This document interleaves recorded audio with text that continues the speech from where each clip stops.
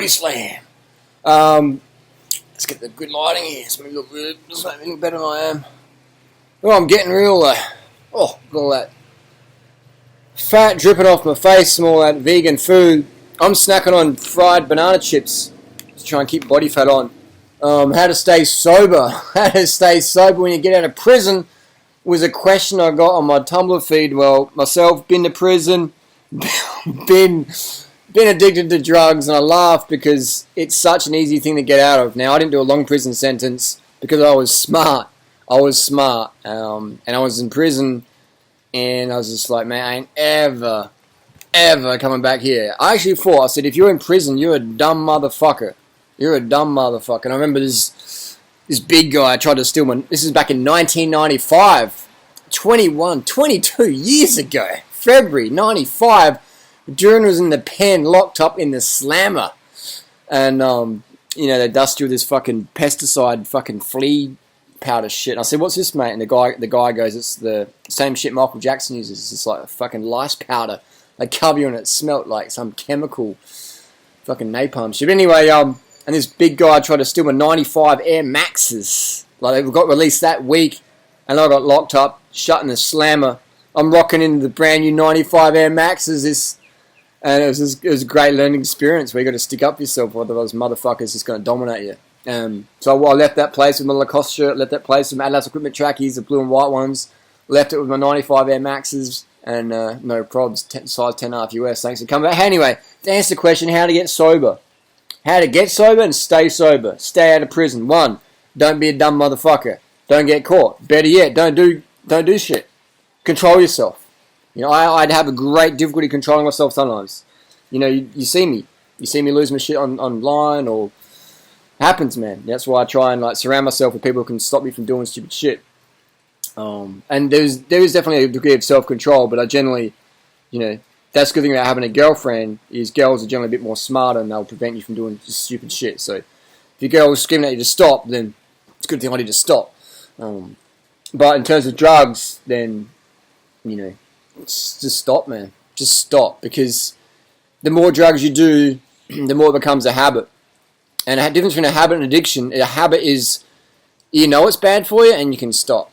Alright? An addiction is you know it's bad and you just can't stop. You're just like this roller coaster out of control. So how I got off fucking speed, meth, marijuana, LSD, just all the recreational street drugs, and even prescription drugs like, some of the prescription painkillers and stims like Ritalin, etc., methylphenidate. These things I feel are as detrimental to your health, to your sanity as the street drugs. Even more so because they're legal. They're totally legal. The street drugs, you sort of got to hide them and stuff. With legal drugs from your doctor, you got a prescription. It's just like, cops pull you up. You can have, it's like, hey, here's my script. The cop's like, no worries. So it's like, a lot of people get off street drugs and then go to fucking prescription legal drugs. And I don't think it's better because you're still a fucking drug user. You're still an addict. You're not sober yet. If you're drinking coffee, sorry man, in my opinion, you're not sober. You are not sober. You can't call yourself drug-free. You can't wear a t-shirt that says drug-free. If you're drinking beer, drinking coffee, or popping prescription stimulants or whatever, or painkillers, and you don't have a legit reason for it, like you're in massive amount of pain because you've got some back spinal injuries or whatever, that's a different story. We're not talking about that. We're talking about just people just popping shit for the fuck of popping shit to escape reality. You gotta ask yourself, why do you want to do drugs? Because you can't really... Reality is what you learn moment to moment, So if you're doing drugs, why do we do drugs? Number one reason people do drugs is to get lean. People do drugs to get lean. Second reason is to escape reality. And they start getting lean, and they're like, oh, this is pretty good. And they're like, oh, I'm not in reality. So it's like, I'm not in reality and I'm leaner, this is good. And that's just a really fucking downward spiral, man. And that's why most addicts go back to using, man. Most addicts, and they've got their 12 steps of recovery, Alcoholics Anonymous, that stuff. That's definitely beneficial. But the biggest thing people don't tell you in that is you have to change your identity. You have to see yourself as a clean person, as a straight person. I see myself as a straight person. That's why I can do experiments with drugs and then go straight back into clean and narrow. Because I see myself maybe as an experimenter, but not a drug addict anymore, like a user dependent. So if you see yourself as a clean, pure person, it's a lot easier. If you see yourself as a recovering addict, or like, oh, don't smoke around me, don't do that around me, don't have any lines around me, or pop a few pingers around me because I'm just not... No. You don't see yourself yet. I could go into a full drug party, coke, fucking strippers, everything that works, and not be tempted for nothing. Because I don't see myself as that person anymore. My identity's changed. I walk into a bike shop, I don't just see pieces of carbon, alloy, and steel. I see like, wow, that's a 57, 2002 Trek OCLV 110 Lance Armstrong Special with the 9-speed 7700 Durace group set. It's got a 5339 and a 25 in the back, and it's got some look pedals which were rebranded as Shimano, blah, blah, blah. That's what I see in a bike shop. I see myself as a cyclist, a cycling geek, an adventure cyclist, ex-racer, whatever you kind of call me, Strava addict. Because my identity's different. When I go to a club, I don't go, okay, who's selling? Who can I score from? So I'm like, look at these fucking clowns.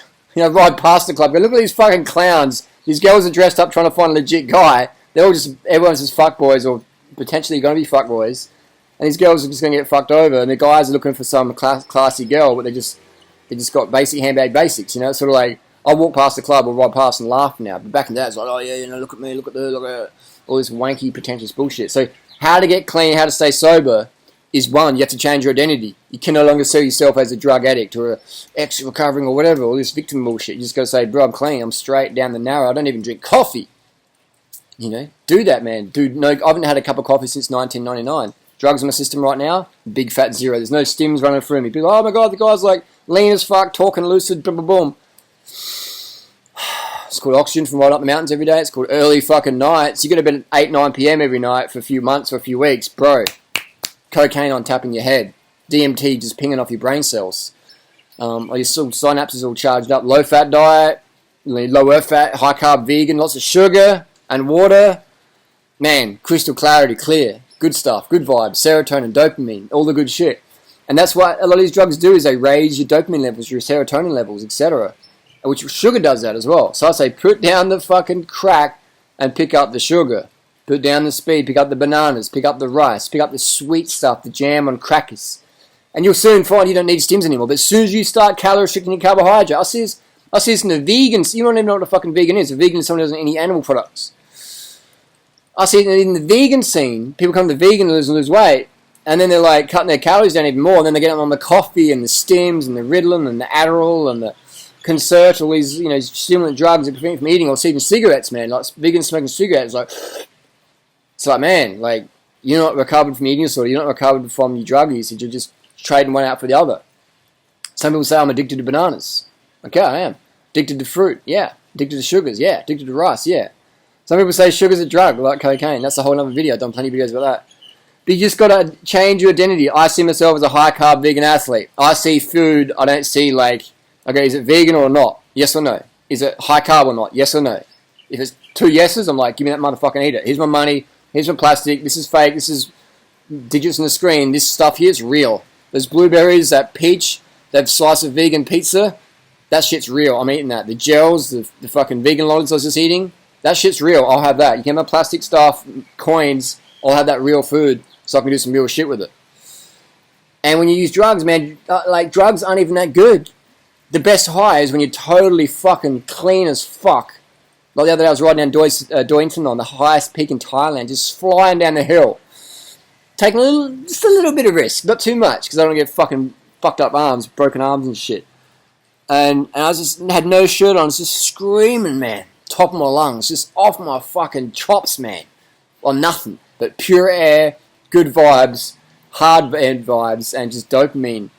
Just, all that synapse shit going down, man. It was just like the best drug ever. It was just like probably the most epic descent of my life, and just buzzing, man. Buzzing.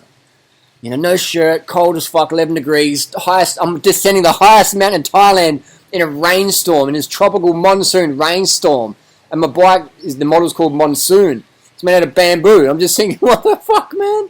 Who needs a fucking nightclub when you got Doington on? Who needs pingers when you can be riding for 6 hours up a climb? So it's just a trace in the moment, man. Like, fuck drugs, man. Like, I've done them, and so I can speak from experience, and they fuck up people's lives, they fuck up people's mood. Coffee's a drug. It's as bad as speed. It's as bad as meth. 99% as bad as meth. Because it's legal, and we give it to kids, and it keeps people up. And, okay, people don't break into homes for coffee. I get that, but it's It's fucking as bad as, man. So if you do use any stimulants, coffee, tea, whatever, use them rarely, sparingly, not every week even. Ideally not every maybe month, and just learn how to get shit done naturally, alright? Learn how to do it naturally, and that's how you get off drugs, man, is you just decide, man. You just fucking decide. And you change your identity. You identify yourself as someone who's clean, lean, with clean blood, sharp minds. Fuck the haters, fuck the dealers, fuck society who says have this, have that. It's your call, man. It's your body, one shot. Drug free for life, motherfuckers.